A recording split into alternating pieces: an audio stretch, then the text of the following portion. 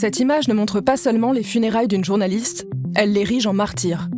Cette photographie a été prise lors du cortège funéraire d'Amal Khalil, une journaliste libanaise tuée par une frappe israélienne le 22 avril dernier dans le sud du Liban.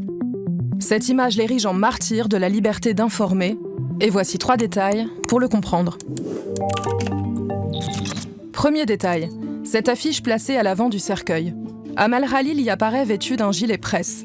Il sert de protection et d'identification pour les journalistes sur le terrain. Ce choix de photo n'a rien d'intime. Plus qu'à la femme, c'est à la célèbre journaliste ciblée dans le cadre de son travail qu'on rend hommage. Ce 22 avril 2026, elle couvrait en effet la guerre à Al-Tiri avec sa consoeur Zainab Faraj lorsqu'elles ont été ciblées par une frappe israélienne après avoir trouvé refuge dans une maison. Cette affiche a été réalisée par le bureau central des médias du mouvement Amal, un parti chiite influent au Liban. Sous son visage, ils ont choisi d'inscrire un message « La voix de la vérité ne meurt pas ». Une phrase qui fait d'elle une martyre de la liberté de la presse, alors même qu'Israël est accusé de prendre délibérément pour cible les journalistes. Deuxième détail, le drapeau libanais qui recouvre le cercueil. Mettre en avant le seul drapeau du pays est inhabituel. Au Liban, il est courant que les partis politiques affichent les drapeaux de leur formation sur les cercueils. Une manière pour eux d'utiliser les obsèques pour afficher leur couleur, que la personne décédée soit adhérente ou non. Lors des funérailles d'autres journalistes tués récemment dans le sud Liban, les drapeaux du Hezbollah étaient très présents. Ici, ils sont totalement absents. Pourtant, Amal Khalil travaillait pour le quotidien Al-Akhbar, un journal proche du Hezbollah, parti auquel elle n'adhérait pas personnellement. En fait, c'est la famille de la journaliste qui a refusé que le Hezbollah prenne part à l'organisation des obsèques. Ils ont également demandé aux personnes présentes de ne brandir aucun drapeau politique lors de ces funérailles.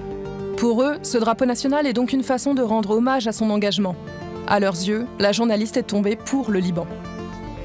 خسارتنا كبيرة مش بس بيتنا كل لبنان خسرها العدو الإسرائيلي ضل متربص فيها بالنسبة له إشارة النصر إنه هو استهدف أمال وقتلها بس بالنسبة لنا هذا الطريق هو طريق الشهادة هي أمال اختارته وهي كانت هي بدها إياه وهي بتتمناه.